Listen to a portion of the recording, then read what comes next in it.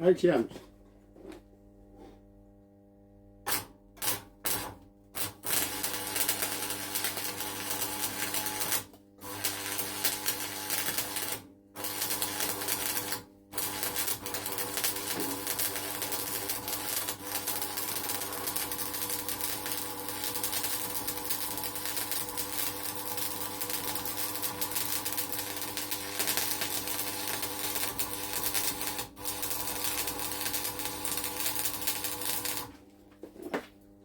Much better.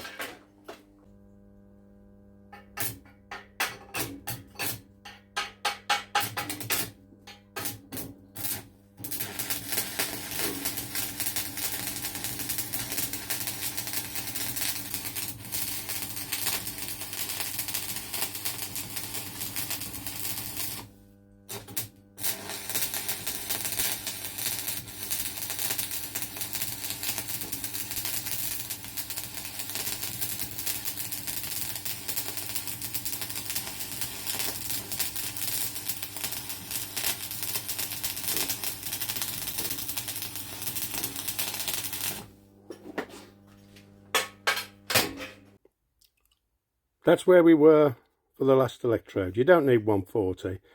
You'd actually be very close to a 4mm electrode for that. So you can't tell how accurate that is anyway. But what I did find is, if you, I'm not one for burying arcs, but to stop the arc cutting out, you have to bury the arc on the smaller electrodes.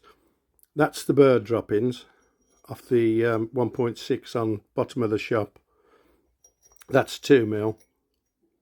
2.5, 2.5, and then I went to 325 on 2mm steel, and that's what happens on thin material, because I did exactly the same there. That's 325 at 120 amps.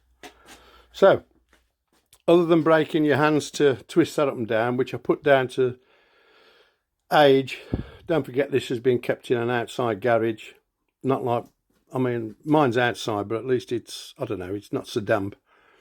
And you saw how rusty it was inside, but nice machine. If you can weld, that's the problem.